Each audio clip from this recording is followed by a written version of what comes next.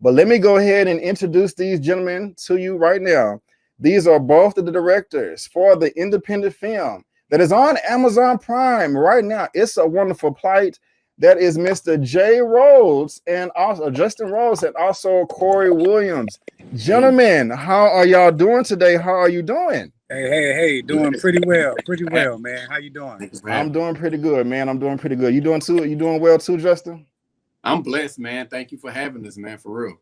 And thank you for the trailer reaction. Thank you for the film review, on this press run. Like, everything helps to get an indie film to where it needs to be. So I appreciate you exposing our film and showing love to your networks. We both really appreciate that.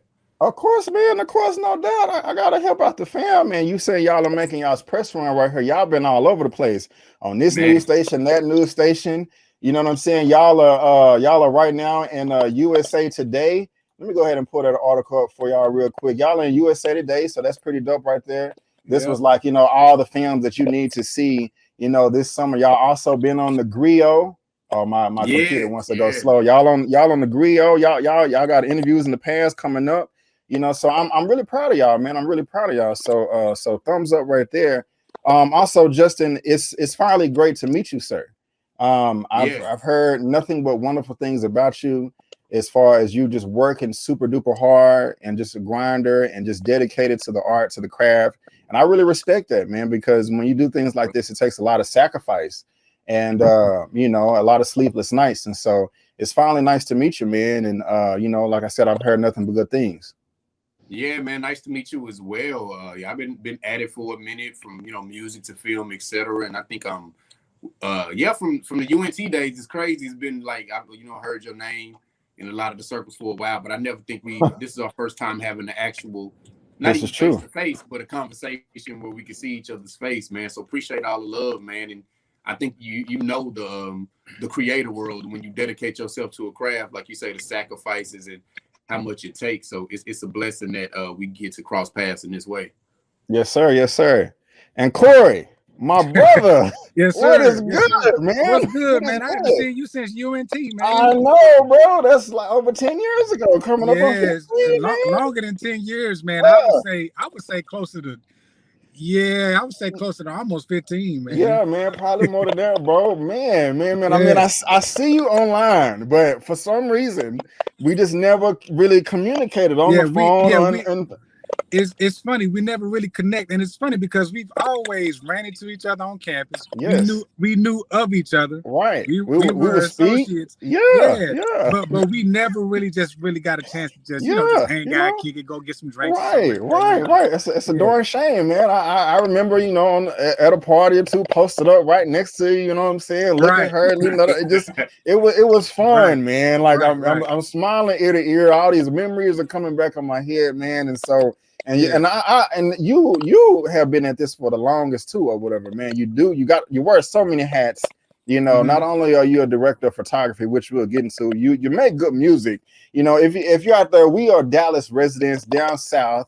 We like our basses to thump, and we like our music slow. I'm pretty sure y'all heard of Chopped and Screwed and DJ Screw, but I gotta pub this man. He used to chop and screw his own music back in college. I'm saying. Don't strike me down, but like his stuff was like top notch. It was nice, and like he would, some of his stuff sounded better than DJ Screw, in my opinion. You know what I'm saying? So I'm just being honest. I give my opinion over here. It was fire, bro. And so I want some links. I'll pay. I am a paying customer. I want the old school music. Okay, because it was just that good. Back, so I'll bring it back, man, and I'll bring out the draws off. Yes, the draws off. If you want the panties to drop, play this man's music. No, I'm serious. I'm kidding, but I'm serious. You know what I'm saying? But but anyway, to get to while we're here, man. Again, guys, I've seen this film about 4 times now, and I love it. And each time I see it, I still cannot let it play all the way through, because the soundtrack, the music is just that fire. You know what I'm saying? I'm like, let me hear that lyric one more time. It's just that good. And I have some questions I'm gonna ask y'all about that. But before we go there, Justin, I'm gonna start with you, man. If you just wouldn't mind just telling the people out there who you are. I want both of you to pub yourself, okay? Just tell them who you are, what you do, all your credits, brag on yourself. The floor is yours, Justin. We're starting with you. Okay, well, J. Rhodes, I'm from Oak Cliff, award-winning music producer. Been blessed to produce for Dr. Dre, Rick Ross, Waka Flocka, Talib Kweli, Styles P, Royce the 5'9". Man, and I know I'm forgetting some other artists in there, but I'm music producer by trade, still producing, got some big songs coming. But I've transitioned, not that I'm still a music producer, but I've transitioned into filmmaking. And I think filmmaking is a place where I can put all my talents into one, whether it be writing, directing, film editing, and just all the ideas that I have. I also have a book called These Beats Ain't Free. I'm writing another book. A lot of more movies and dope things coming. Father for husband. I don't know what else, but other than that, man, I'm just a creator that loves to create, and it's a blessing, man. It's I think right now in my career, I've been blessed to do a lot of things, but God has put so much together to where I think I'm at my the start of my creative peak with this film, and we still got some with films in general, and still got a lot of dope music coming with some of your favorite artists as well. So follow me at J_Rhodes. My timeline is an open book. You scroll, and you pretty much can see my work and what I'm about. So y'all tap in with me. Already. Kory, same thing, man. Pub yourself. It's your time to shine, my brother. Tell the people who you are, what you do. Already. My name is Kory Williams. I'm from Fort Worth, Funky Town, Texas. Some people like to call it Funky Town. Graduate of the University of North Texas. Like Brandon said, I wear many hats, but I can just kind of go down that list real quick. I started playing the piano back in college. Shout out to Quentin Moore. He taught me how to play the keys, and played in the band for a little bit. Then I DJ'd for a little bit. I used to DJ weddings and house parties and all kind of stuff. And then I picked up a camera in 2009, and I'm self-taught. So I am a professional photographer. And from that, I started doing videography, and it just kind of came second nature to me because videography is kind of parallel with photography, which is why they call it motion picture, right? So I hooked back up with Justin after our college days in 2016, and he mentioned he has a book called These Beats Ain't Free. And so Justin had the bright idea of actually making a documentary about his book. But from the documentary, we decided to make it a web series. So we got the web series. I was the main film cinematographer for that. And then after that, we did House of Beats, which is a reality show about producers. And it's not about producers. It's more of a real life competition show, I would say. Okay. Yep. And that was in 2018. And matter of fact, we got some good stuff coming up with that. And then fast forward to African American Black Film Festival in 2019. Justin had the idea of the movie, which is the primary topic of tonight. It's a Wonderful Plight. And but I don't want to get too far on that. I want you to ask the question so that we can segue into that. My bad, but that's all about me, man. My bad. No. You good. Now, Justin, I'm coming back to you, man. Before we get in, if you just real quick, just want to tell people like what It's a Wonderful Plight is about, if they've never heard of it before. You know, what would you say this film is about? What the plot, the story? I'm sorry. Okay. Can you see me okay? My this internet spotty in here. I just want to make sure I'm Gucci. It's a little choppy, but we can still see you and hear you. Okay, that's cool. But It's a Wonderful Plight centers around Scott. He's a white American male that loves Black culture, but not. He loves Black culture, but not Black people. In essence, you know what I mean? Not that he's just super racist or anything, but it's like he appreciates one without having any significance or reverence for the other. Did we lose him? I think we may have lost him. Okay. Yeah, he having an internet connection, but that's okay. He'll be back as soon as he comes back. I'll add him in. But Kory, if you wouldn't mind just kind of picking up where he left off, just on what this film is about, and you know, what the general plot is, just so to give the people a general idea of what it's about. Right. So the general idea of it is the main character is a white guy who appreciates Black culture, Black music. He just likes Black art. However, he doesn't understand the privilege that he has as a white man, right? Right. And so, as you can see posted here, we have Scott, who is actually explaining to his friend about Black music and why he likes it. And so basically, we take Scott through a series of events in this movie, such as gentrification, such as the crack era, the Reagan era, a little bit of that, Botham Jean. We just take them through just a lot of different things that Black people have went through. And that's pretty much the gist of it, of the entire movie. Okay. Without giving too much away, but right. I got you. Don't want to give anything away.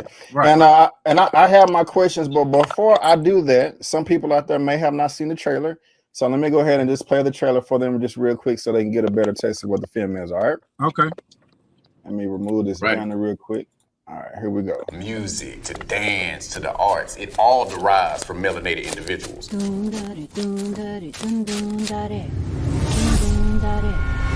What does it mean to be an ally? Black is love. Western Snipes, Bath, Florida. Black is love. Clothes on the bum. Black is love. Western Snipes, bum. Is it merely loving Black culture? When Juvenile says Cash Money Records taking over for the 99-2000, that shit resonates with me on such a deep level. Or appreciating the ones who created it? When Monica sang Just One of Them Days. Yeah, Monica. When she sang Just One of Them Days, I magically grasped what it was like to be a teenage girl with PMS. See? Hey! What boy? The Black Plight can't be explained. See, what it is this new miracle pill. Take half. It can only be experienced. But anything more than that, and you'll have heavy. And I mean heavy hallucinations. An ally has all the benefits of privilege, right? But their whole goal is to topple the system from within. And if music is the universal language, we gonna let music do the talking. Will be your musical tour guide on this journey of wokeness. Back in the day, 1619, on a continent where everyone was melanated, an African queen had a pretty Black baby. Make it. You have what it takes to be a full-fledged ally. I'm ready. You ready? I'm ready. To understand the plight, be prepared to experience the wokest musical you've ever seen. Black man, make it. White man, take it. Make it. Make it. Take it. Don't just be a viewer. Take it. Be an ally. Yeah. Black man, make it. Yeah. White man, take it. Why are you yelling? I'm not yelling, you yelling. I'm yelling because you're yelling. Well, you stop yelling first, mother. So ultimately, are you saying that in order for America to make real change, we need a totally new breed of the white American population?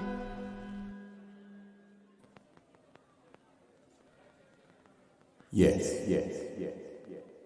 Black man, make it. White man, take it.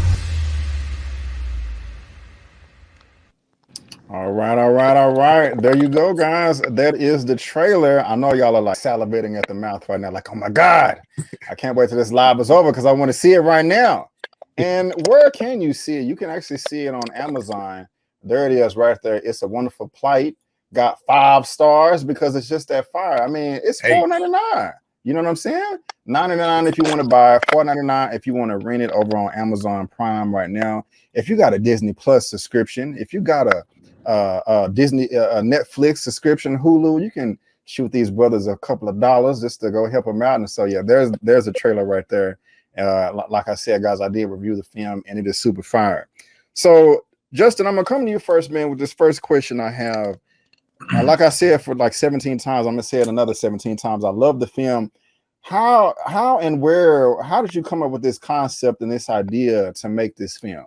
Because it to me it's very creative. So I just kind of want to know, get into your mind of how all of your creative juices were flowing and how you came up with this. All right, so my bad. I had to move in the car, and hopefully it's better internet. Can you hear me, my brother? It is a better connection, yes, sir. All right, there we go. But we were at the American Black Film Festival because it was for my my visual for Make It Take It. Make It Take It was a song that I made that just, you know, depicts, it was a song that was playing in the trailer, and it just depicts, you know, 400 plus years of, you know, systemic oppression and everything that's going on in the United States. So we didn't get accepted for any of our movies at that point, which was disappointing, but the American Black Film Festival, they had this music in motion category. So we just submitted something on the whim, and they got back, said, hey, we love it. So now we're in one of the most prestigious film festivals in the world. And so it was just a great experience to be around Black Hollywood and just all the people that it entailed, and just to know that we belong. So basically riding that wave of inspiration, it was at the American Black Film Festival Awards that we were at. And I was just sitting there and I was like, man, we need to come back and win this award, because what's funny, I wanted to come back and win the John Singleton Award. It was the first time they were going to do it 2020. What's funny is another director from Dallas eventually won it. So I had a purpose for it, but it ended up, to me, the film started doing even bigger than what I eventually wanted it. But anyway, so I just was like, man, we gotta, if they loving our music like this, what we're gonna do is have a whole film around songs that I've already created, but just kind of tell a story like A Christmas Carol, and really hit home to somebody that probably doesn't know anything, the same way that Ebenezer Scrooge probably didn't know how much he was blessed and, you know, the past, present, and future of Christmas. We was doing the same thing for wokeness. And so, you know, anytime I think about Christmas Carol, when I was thinking for titles, I also think of It's a Wonderful Life and Christmas. You know, all those films to me are kind of in the same vein. So I thought to myself, I was like, It's a Wonderful Life. I was like, what rhyme with life? It was like, it's a wonderful plight, kind of like the plight of the African-American in this country. And at that point, I knew it was a God thing. So I was like, it's a wonderful plight. That's what we doing. I text Kory. I was like, man, I got a great idea. This is what we gonna do. And he pulled up on me, and he, like I say, he looked me in the eye, and he was like, hey, okay, well, I kind of like, and I say this in a lot of interviews, I knew that he didn't fully know what I was talking about, but I knew that he was down with whatever I was coming up with. And man, that's it. So from there, like, numerology, man, I'm becoming a big believer in how God talks to us through numbers. But it's almost like when the film came out, it was almost 2 years to the exact date that I thought about the idea, and here it is, you know, 2 years later, just really going global. So that's a blessing, man. That's a real blessing. I got you, man. It is, man. And again, congratulations. Kory, coming to you, do you have anything that you want to add to that? Yeah, I just want to say at first, when he came with the idea, I did not know what he was talking about. Like, you know, because the thing is with Justin, man, like when he comes up with an idea, it's just kind of like you just got to roll with it, you know, because his mind is very artsy and creative. But truth be told, I was just kind of like, what are you talking about, bro? You know? Yeah. I got you. Well, I'm glad that y'all, I guess eventually you did understand what he was talking about, because you guys were able to produce a wonderful film, man. And so, you know, you guys were two super duper directors, man. Here they go right here. You know, you better watch out. They may shoot you. You know? I'm sorry. I know that was corny, but I couldn't help myself. I like corny. Yeah, that works. Yeah, man. Yeah. And so let me ask y'all this too, because this is, you know, this is an independent film. It's not a big Hollywood budget. It's where you just have millions and millions of dollars at your disposal to do this. I understand that, you know, you have an extremely small budget, time constraints, scheduling, you know, filming. Even if you have all the resources, making a film, I imagine, is extremely difficult, you know. But when you don't have when you have an independent film, you have the blessing that, you know, you can do whatever you want to do. You know, you don't have to order to, you know, no execs, but at the same time, like I said, you don't have all the resources. So if you guys can just talk about the difficulties of making a film, because some people, like, you know, if I just make a YouTube video that's 10 minutes, oh, it's 10 minutes long, so I guess it took you 10 minutes to create it. You know, that's just not the case. So if you could just talk about the difficulties of just making a film, that process, and also any challenges y'all had making this film right here, to where you may have wanted to pull your hair out or something like that. Because I mean, that interests me as a fan. And Kory, we can start with you on that one. Yeah. So I would say Justin and I, we've mastered guerrilla shooting, meaning we know how to utilize what we have, right? So, like, for instance, back in 2016, when we did our web series, we literally used one camera and we just made it work. Hold on, Kory. I'm sorry, because I want this replay to. There's some feedback coming from one of the mics. I don't know what that could be. I just wanted to try to fix that real quick. I'm not sure. Okay. It may be Justin. I think Justin. I think you're moving your phone. I think. Okay. There we go. My bad, my brother. Proceed. Okay, no, that's all good. But what I was saying was, Justin and I, we've mastered how to shoot guerrilla style, meaning we just utilize what we have. And I think the most important thing when it comes to, making things happen is utilizing what you have. So there's always going to be some difficulty, but if you really want to get it done, you'll get it done. Now, as far as the movie goes, shout out to April Patterson, our executive producer of the film. She actually had a nice schedule for us. She was also the casting director, so she helped us out a lot with that.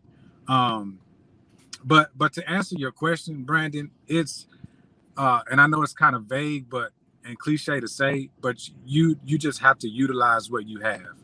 So, if you have someone who can write, which is Justin, boom, you write something. And if you have someone who can film it, which is me, then boom, that's like the perfect combination. And then you just make it happen. And I know it's like easier said than done, but still, it's just more of one of those things where we dealt with a lot of trial and error too, because it didn't happen overnight. Like 5 years ago, we just picked up a camera and started shooting, and I think that's the best way to do it sometimes. It's like you don't always have to go and say, well, I got to go to film school first, or I got to get this certification, or I got to go get this piece of paper. You know what I mean? Sometimes it's just about going to go get that camera, getting out in the street and just go shooting guerrilla style, and Justin, you can pick up after that. But that's pretty much my answer to that. It's like, we just use what we have, man.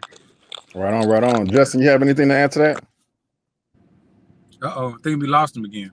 Oh, okay. Well, he'll be back. Do you feel, you don't have to answer this if you want to, man, but I used to do box office breakdowns on my channel, but I stopped doing that when it was we was in the pandemic. But during that time, I always disclosed, like, man, the film made this amount of money, but it cost this amount of money to make. I'm always talking about millions of dollars. I say, like, in Hollywood, a $5 million film is cheap in pennies. You know what I'm saying? And I know y'all done put $5 million into this, right? And it looks great. Do you feel comfortable disclosing the cost of this film and how much y'all had to raise or put together to make it? If you don't want to disclose that, you don't have to. No. That's fine. I'm actually gonna let Justin answer that question when he gets back on. But I can tell you it was very, very little. Like, very little. Like below $5,000 for sure. Wow. Yeah, for sure. Like, we got a few donations here and there. But definitely below 5,000 for sure.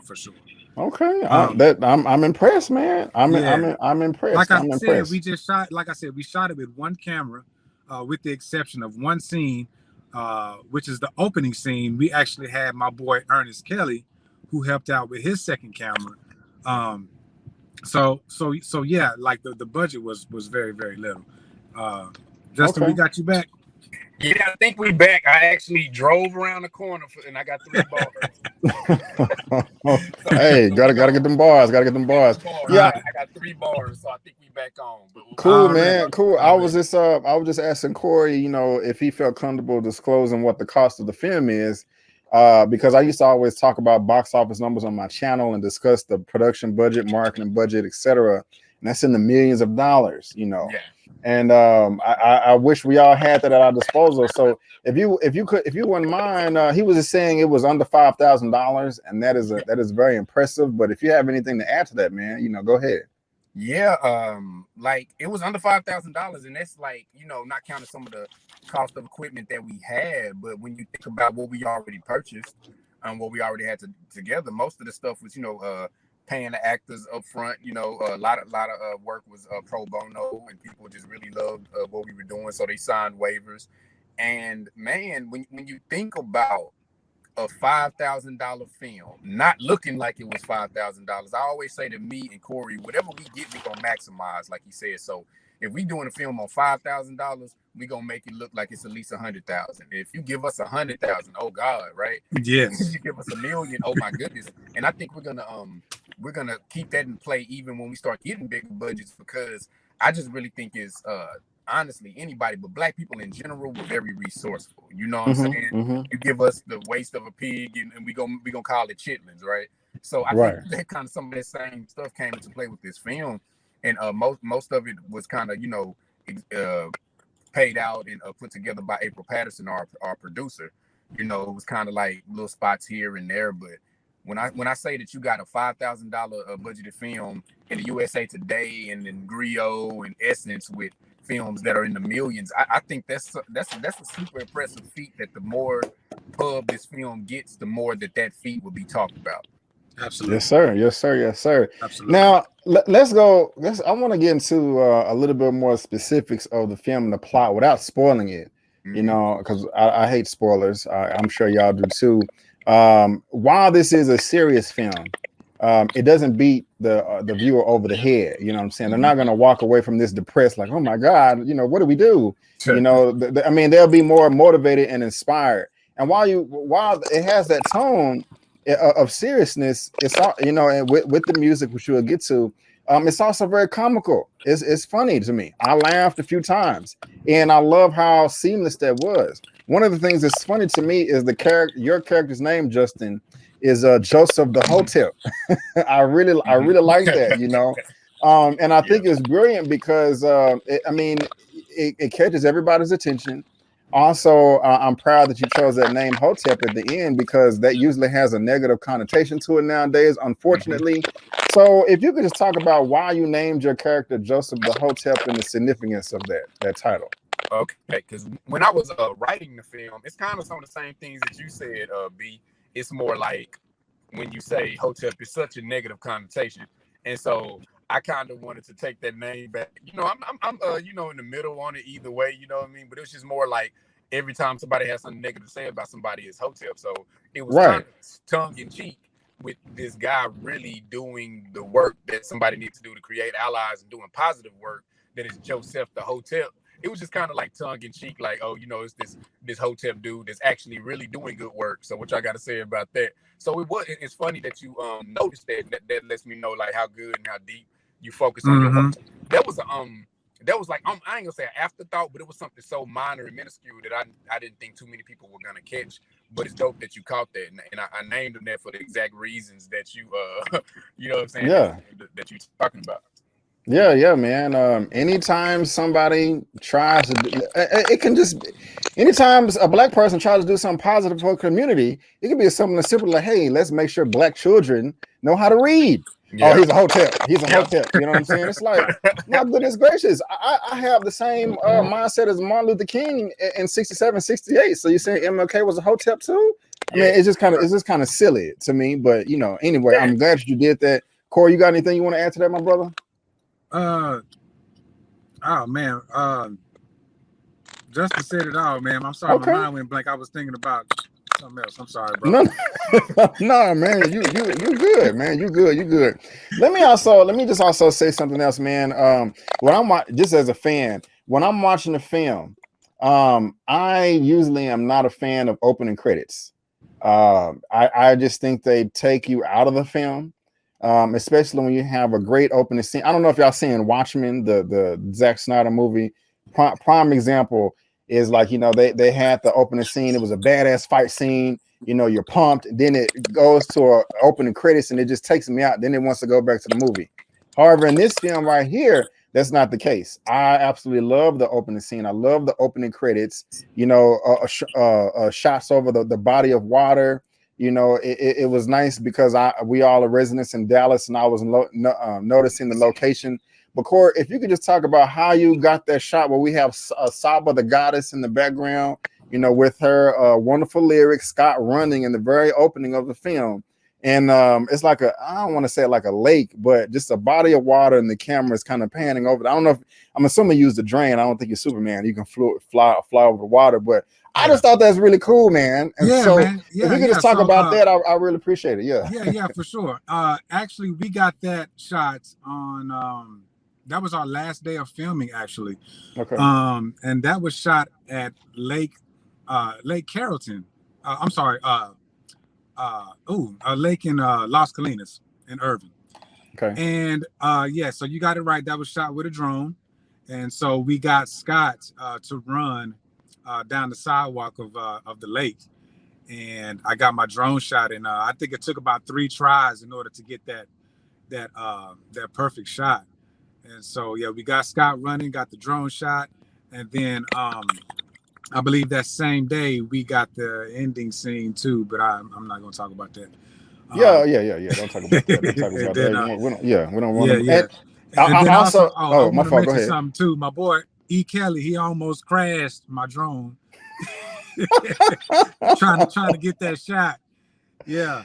Wow, that was my next question, man. I was gonna ask how many takes it took. I think you said 3, and then I was like, man, I hope it didn't get caught in a tree or something, man, and or caught on the roof somewhere, man. That would be horrible. Thank God we didn't lose the drone. However, Justin and I have ran into some instances where I flew a drone into a tree in Napa Valley shooting an episode of These Beats Ain't Free, but that was a hilarious situation right there. But yeah, we got the shot in about 3 or 4 tries, and yeah, that was the opening scene, man. Okay, I got you.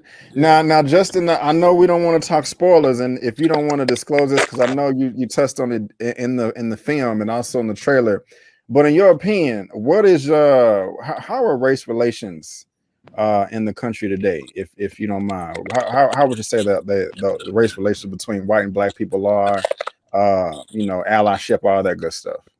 I think, man, I think people view them as getting better because, I was finna say there's not any black people hanging from trees, but that's not the case because man, sometimes they're getting hung from trees and they're saying if they hung themselves. I think what I will say is it's just more it's more subtle, even though sometimes it's not subtle, but I think it's viewed as, I think some of the same views and some of the same things are there, and we've been spinning our wheels. But what I do think is that they're having a harder job, controlling the narrative now with the internet, with social media, with things spreading. So I think right now, films like this, and in any era, it was the music and the arts that have pushed the momentum and have pushed the culture forward. I think that we're in a very pivotal part of this culture with race relations, and it's going to take music, that Toby's making, or that Royce the 5'9" is making, or that I'm making in this film, to really kind of not just us but a lot of other people like Kendrick, to really push that culture. And I think a film like this, from all the feedback that we're getting, whether they're black, white, yellow, green, or brown, it's just like really forwarding the conversation and really making people understand the conversation. Because I think at this point we've said what we're going to say so many different ways. Right. Malcolm has fought for it and died for it, and he was, he was by any means necessary. Martin Luther King, nonviolent, has fought for it, marched for it. Now he's gone, and he was, peace or whatever. So we've done these things throughout the years, but it's something about the way that this film goes about it. I think music is the universal language, and it's still like one of the last sources of magic out there, right? Especially hip-hop music these days. That 808 is captivating. The African tribal drums, there's so many captivating pieces that we're telling the story and saying the same thing that Fred Hampton and everybody is saying, but we're saying it in such an undeniable way. And I've said this ad nauseum in so many interviews, but it's almost like we've embedded, the medicine for the dog in his dog food. Anybody that have a dog, you put gravy over it, you put the dog food in there, you do your thing, and they eat it and they're happy about it, but they don't know that they not only got something they wanted, they got something that they needed. So to say all that, I think race relations are still tense in this country. I think they're at a pivotal moment to where we actually can push the needle to kind of get those things pointed in the right direction. And the main thing that we have to do is to be unapologetic in that. I think yes, for us to really make the change, we can't coddle. White people have to understand that their ancestors and their descendants did an awful thing. You know what I'm saying? And like, not only do you benefit benefit from that foundation that they set up, and we don't. You know what I'm saying? That doesn't mean that that's the end all be all for black people. That doesn't mean that that's the end all be all for white people. But those things happen, so we have to come together be real. Those things have to be acknowledged. Yeah, it have to be like, hey, this was this, and then we can actually really start the healing. But we also have to understand that this country was built on faulty foundation. So who knows, like, if it's even meant? Who knows if the system really is doing what it's supposed to do? So I think it's up to us to really just kind of rip the system out and start a whole new one. So that's how I feel. Right on. Kory, you can add on to that, but I also want to ask you specifically. Justin just said that we have to be unapologetic, and we do. I agree with that wholeheartedly. So you can speak on that. But specifically in the film, another thing that we have to do is stop caring about what white people think. You know, we care too much about we care too much about their feelings than actual facts and actual history.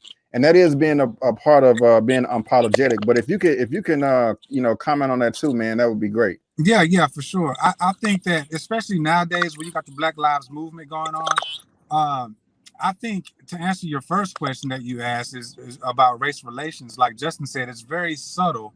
I think it's making progress. However, my issue is this: whenever you have something that becomes popular and mainstream, it's easy for white people to say, okay, I'm an advocate for black people, and then they put a Black Lives Matter sign in their front yard, but that doesn't necessarily mean that they're truly an ally, because they're not really doing the groundwork. They're just acting like they're playing the part. And I'm not saying that all of them are like that. Correct. But it just makes it easier to go and jump on the bandwagon of the Black Lives Matter. But that doesn't, and as you can see, it barely did anything. It just made a lot of noise, and it probably made a few changes, but not enough. I mean, in my opinion. So, you know, I think this country was built upon just like, I don't know. It's just, I just feel like this country, and this, I hate to say it, but it's just not built for us. It wasn't. Oh yeah, bro. You don't gotta hate to say it. You know what I'm saying? That's what it is. You know, that is what it is. And like you said, I mean, and y'all just said it too. Like, we gotta stop being like apologetic about stuff, man. Right. And, so Zia's saying because it's trendy, and it is. You know what I'm saying? They want to appear that they're on the right side of history. You know. Yeah.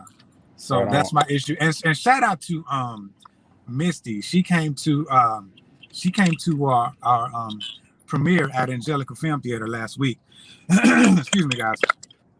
And she talked about culture. Oh, pictures ready. Yeah. Pictures ready. You know, I do what I can. You know, throw a picture here and there. You know. Yeah. So shout out to Misty. Misty talked about co-conspiratorship as opposed to allyship. And she was just discussing the differences between the two. And I kind of like that word, co-conspiratorship, because it kind of makes it more like, okay, you're doing the groundwork and you're not just putting the Black Lives Matter sign up. And so that's kind of my take on the question. I'm sorry, can you repeat the second question for me, please? Oh no, you hit the nail on the head. You pretty much answered it. It was that, and also just I was saying we're more worried about the external than the internal, because I know that was spoken on in the film. But you answered it, man. So I do appreciate that. Yeah. Coming back to you, Justin. So one of your last answers, you also we was talking about allyship. Like, what is your like definition of a true ally? Because to me, you know, let me set it up, because you know we have to be very careful, because these white supremacists out here, these demons, they are grandmaster deceivers. They waste your time.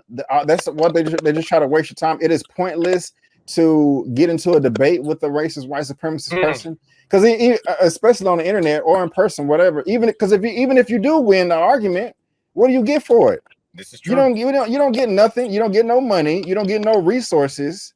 You know, I mean, all that money is all that energy that you're wasted arguing with somebody, you know, could be used to galvanize your own people. And for me, a true ally is somebody that will not try to debate you, not try to argue with you, but just shut the damn mouth and listen.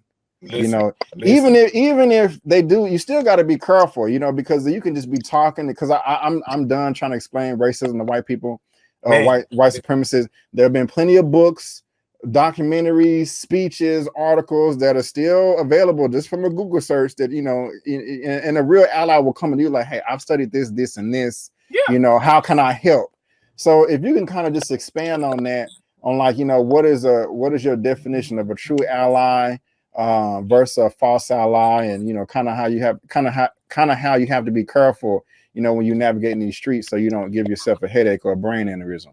Like you said, man, it's carefully allocating your energy, because even when I made the film, the reason I didn't coddle it and I told a true message is because it's some people that you're not going to, in essence, save or cross over. And honestly, that can be the majority of people. So my thing is really, like you say, it's some people, even if you win this argument, even if you have all the facts, like, I'm not going to argue with a mofo that blue is green. You know what I mean? And that's how most of this stuff is. You know what you've been through. We know our experience. We know the deal. And you can argue ad nauseum with people that don't want to see the light. Put them in the corner. You know what I'm saying? Allocate them. Put them over there. What we're really trying to reach and do. First of all, we're trying to empower ourselves. That's why this film, even though it does speak on allyship and it empowers people that really want to be allies, this is also a film for us. This is for us to look at and be like, oh yeah, that's dope. This is us. This is how powerful we are. This is what we've been through. This is how strong we are. And honestly, the whole thing, you dang right. And that's why critical race theory needs to be. That's a whole nother story that we could talk about. But so it's the few and the proud of people that benefit from privilege, but that are willing to throw their privilege in a garbage can. And that's probably 1% of every 99 of every 100 white person, just to be totally honest, because even if they're, you know, decent at heart, that's how Scott was depicted in the movie. Not a horrible, you know, KKK screaming racist. But he wasn't going to throw his privilege in the trash can so that everybody can, you know, be together at first and come together. So at the end of the day, that's really what it takes. It takes the few and the proud to be like, hey, I benefit from this thing, but guess what? Fuck this thing, because right is right. And so those are the people that you want to talk to. Those are people you want to reach. Anytime you have facts and anytime somebody is arguing with you about your right to be equal and exist, you cut them off and you don't even waste your time on people. So we're not worried about that. We ain't trying to convert, you know. We ain't trying to convert.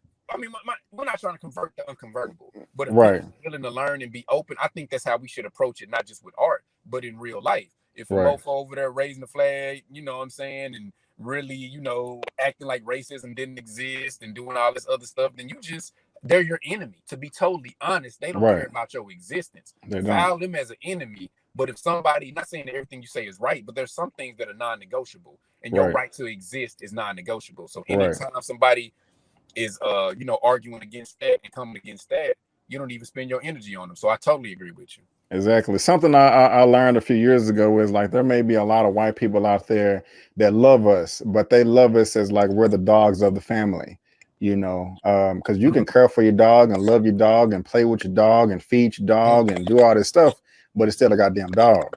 You know, if the dog try to sit on the table with you and eat like a human being, you know, they're gonna get struck down. You know what I'm saying? And that's how we're treated.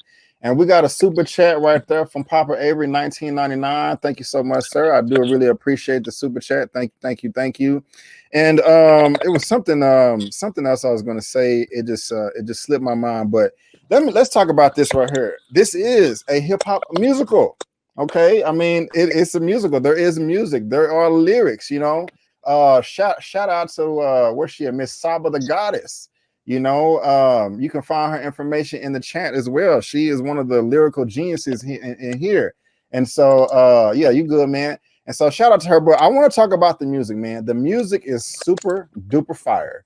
I mean, like, I can jam this in my car. I can jam this at the gym. I can jam this when I'm running.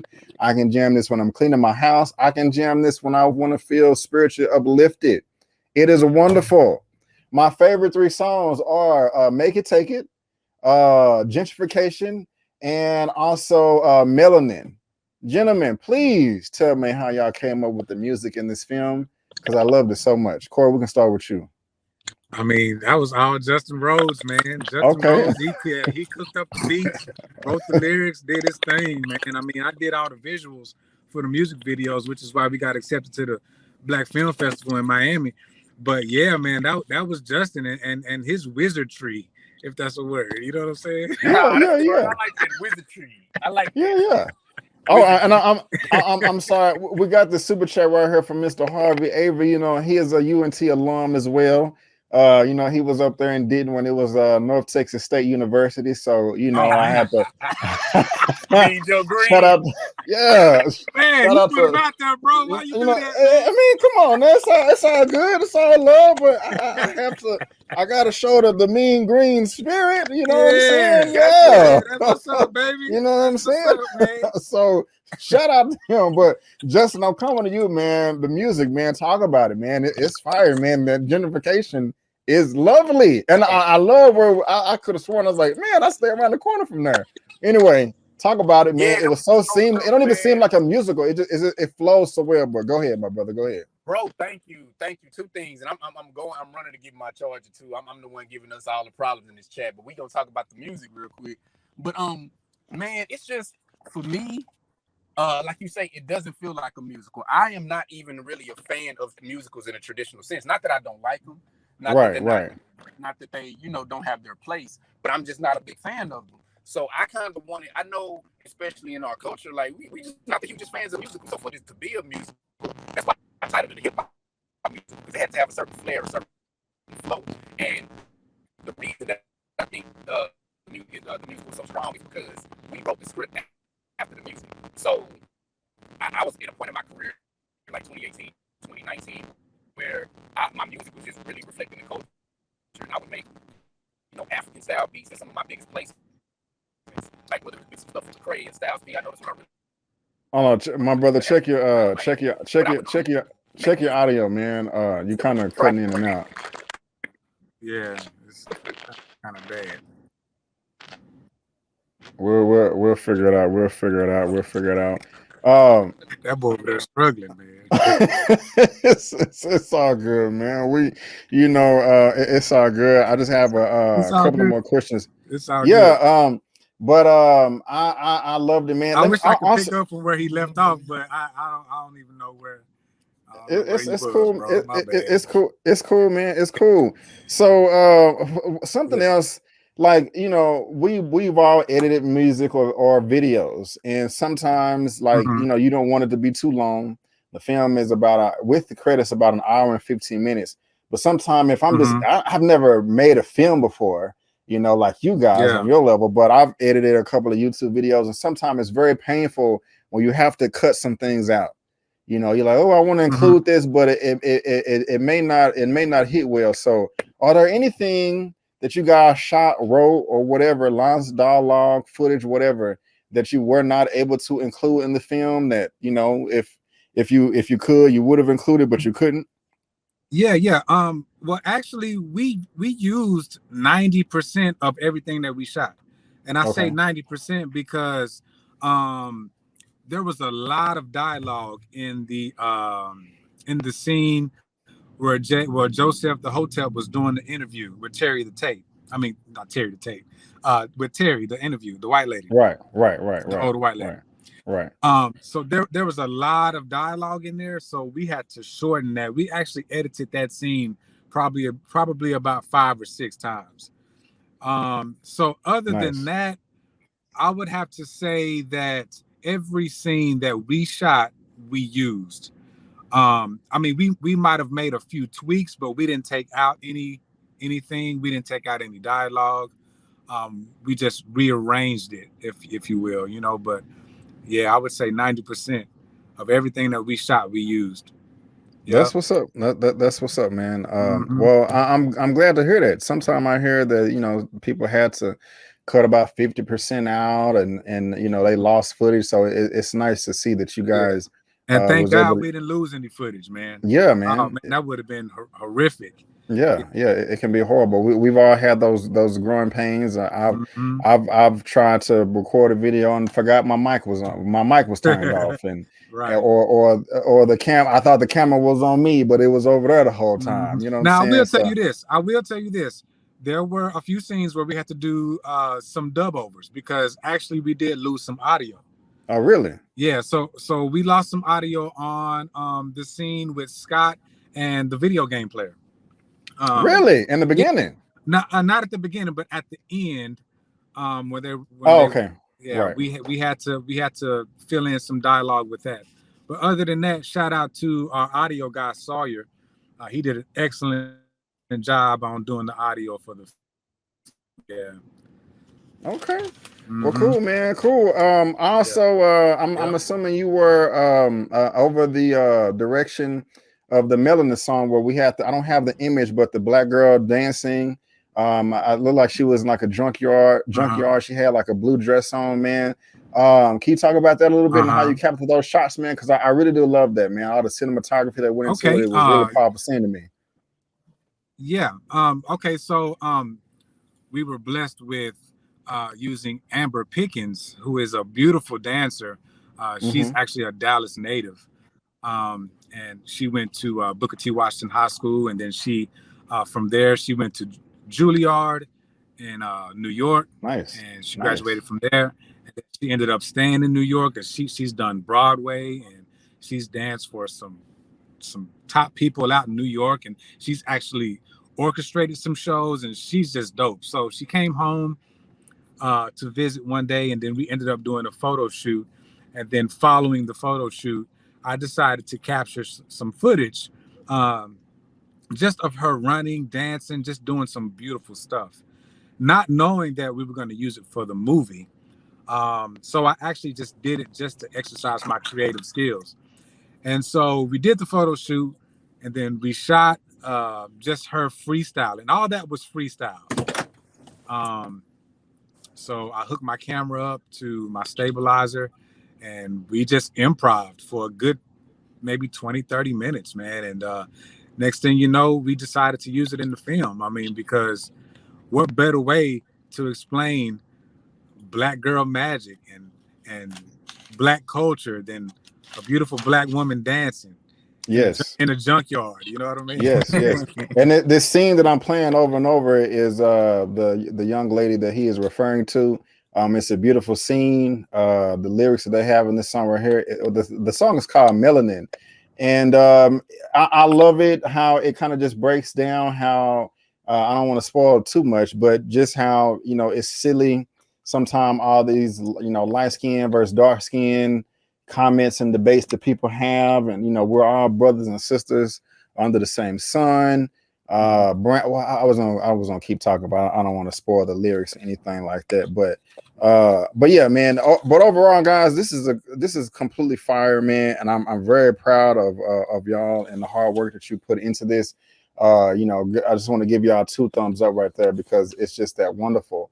And so, is there anything that you want to tell the people out there about this film? Any final words, anything? And also, guys, if you're in the chat right now and you have a question for Justin or Kory, please ask. If it's on topic and respectful, I will highlight the comments. So you can just do that in the comments right now. But is there anything else about this film, the importance of it, why you think people should see it?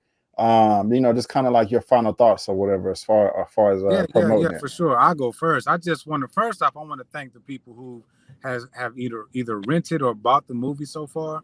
And I just ask that you guys just support it, tell everybody about it, tell your brother, your sister, your cousins, your niece, your nephews, and if you watch it, please give it a 5 stars. I mean, well, actually, you can be honest, but still, we'd appreciate 5 stars.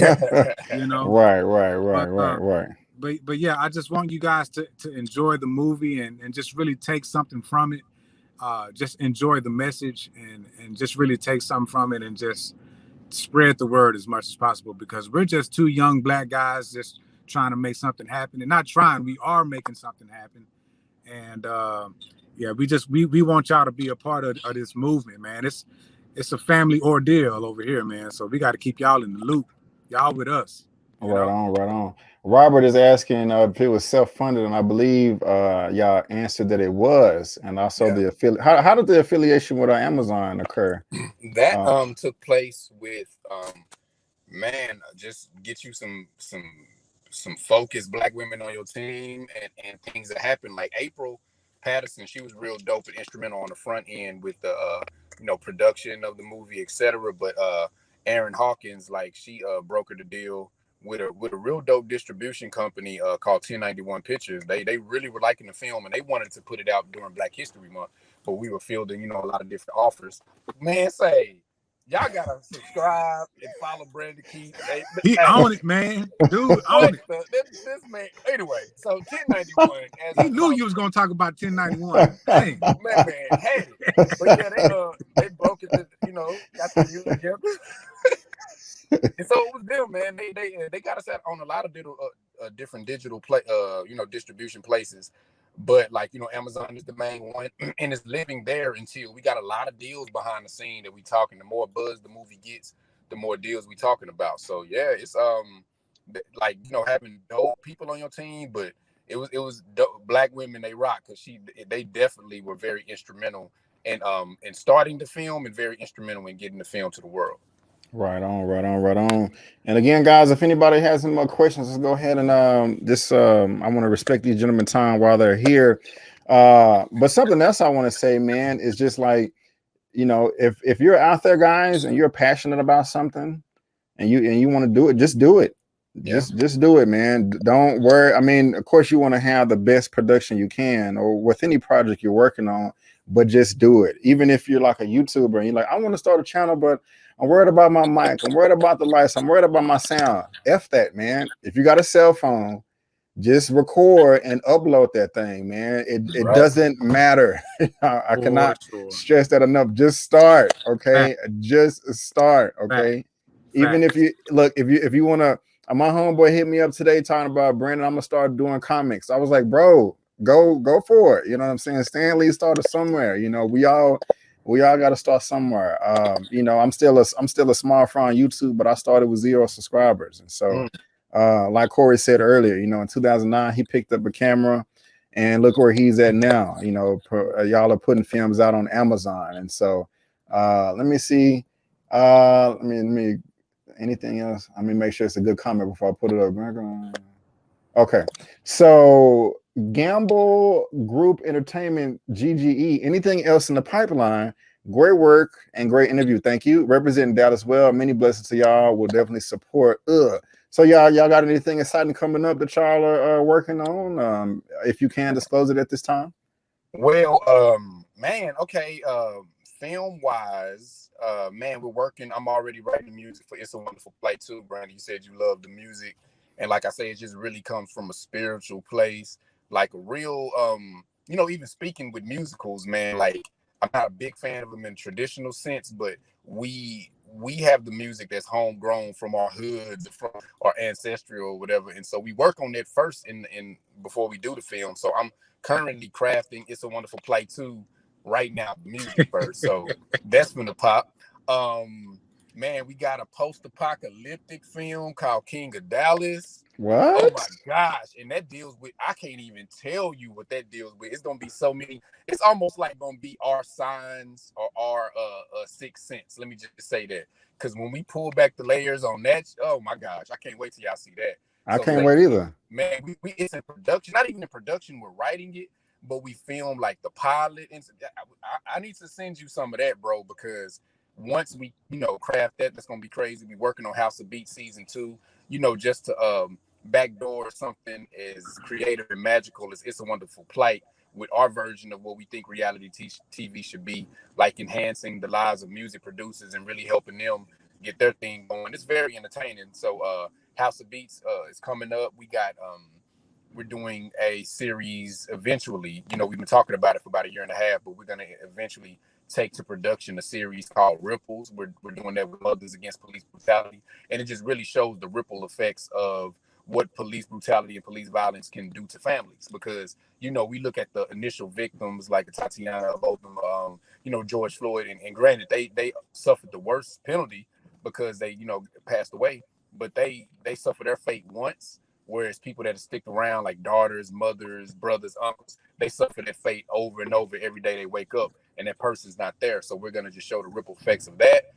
Musically, got something. I think I said it before. Like, got something coming out with Killer Mike. Nice. And it's also the song that we produce. Also, is gonna be in one of your favorite video games. Can't disclose that just yet, but that's just to let people know that even though I've dove over and I'm directing films, that I'm still out here making these beats and these hits. Man, I know Kory, that's kind of some of the stuff me and Kory got collectively. You got anything you want to mention, Kory? Yeah, bro. I mean, you pretty much said everything. House of Beats. We got King of Dallas coming up. Yeah, man. Those two are the primary so thus far. I have a project that I kind of wrote, but I mean, I'm not a great writer like Justin Rhodes, but I do have something in the tank. But that's going to be way down the line. It's something that's near and dear to my heart, and it's based off of an album, one of my favorite albums. But I'm not going to disclose that right now. Can't disclose that, but just know it's going to be great. But sometime I absolutely, we have to make that happen at some point. Yeah. So yeah, I got you. And just real quick, shout out to Infinite Science for the $1 super chat. I do appreciate it. Also, he sent another one for $5. So thank you so much for that. I do appreciate it. Yes! Thank you. That is very nice of you. And I'm gonna go ahead and let these gentlemen go. But if they got time, if y'all can just answer this last question from Robert Reed real quick. Are you guys planning on doing some of the film festivals, or does Amazon debut prevent that from happening? And he also says, do you have any advice for people that want to be script writers? On the last question, I'll just say start. But if y'all have a quick answer for that gentleman, you can address it if you want to. What I would say, Robert, to address the script writing question, and then I can go back as far as the film festival. Not only do you just start, and that's great because you got to do that, but try to get with some people that can bring your script to life. Because I'm telling you, that's what we did with It's a Wonderful Plight. Who knows how long we would have been shopping it if we didn't. And of course, we're blessed to kind of have a lot of the tools to do it. But when you get a script, if you're a script writer, the best thing that you can try to have is build a team of, even if they're new creators, people that want to bring it to life. Because even when we were in the Viacom offices shopping one of our shows to BET, we got in there because they were like, it's people that have millions of dollars that write scripts and they tell somebody else, hey, bring this to life. When what they were impressed by was not only did we write a script and have an idea, we brought it to life ourselves. So even though it wasn't all the way refined just then, now we're getting to a point of being able to refine it. So as a script writer, please try your best to figure it out. If you can, it's not overnight, but keep writing and still shop your stuff the regular way. But also, if you can get a team to bring your visions to life, so that way you can have your visions even in a pre-form to show them what it can be. That would really help. So try those two things.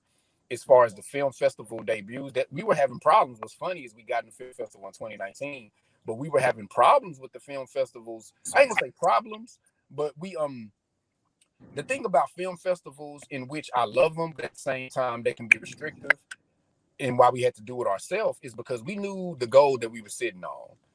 We were submitted to film festivals, and film festivals won't allow you to show the film or do anything with the film until they give you yes to no. And typically, to be totally honest, a lot of times they have what they're going to play anyway. And so you got thousands of creators around the world that are like stuck in limbo, waiting for the film festivals to give them a no that they know they're going to give them. So no, we're not going to put it back in the film festival circuit unless a film festival specifically, as this popularity grows, wants to screen it. Then at that point, cool. So it's like that. Film festivals are a gift and a curse, man, because if you get in them, it's great. If you get in, Canes and all this other stuff, it's great. But typically, it seems like, if you don't, it just kind of like puts your film on ice. So I don't know.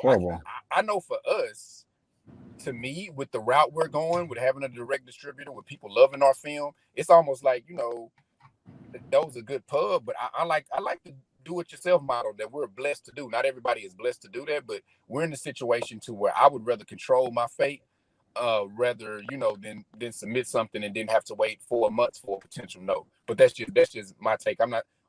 And another thing I would say, I'm not trying to ramble, just trying to give you the best answer possible.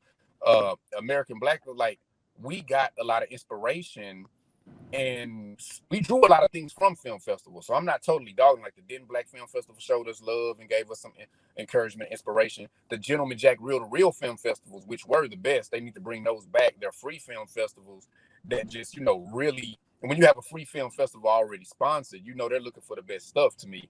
So the film festivals have done is great, but it comes to a point to where when you really have ideas, you kind of want to be in a pipeline for them to reach out to you and for you just to be the person that just puts it out yourself, because it's very possible. So I'm just throwing a lot of information against the wall because there's no right or wrong way, but I just want to give you all the information that I have.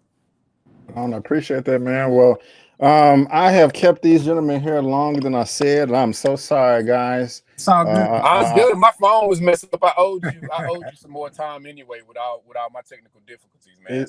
It's good. It's all good. Well, gentlemen, again, I want to thank you so much for being here.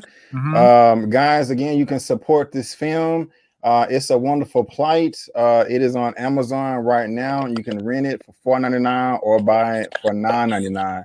And so, gentlemen, thank you so much for being here, and y'all are welcome back to promote anything y'all are working on ever in the future. Just, you know, let me know. You know how to contact me. And again, it was nice meeting you, Justin and Kory. It was good seeing y'all, and I want y'all to have a good night and peace out. All right. And thank you for having us, brother. I really appreciate that, man. No problem. Peace out. Peace out. Y'all have a good one. Y'all take care, everybody. All right.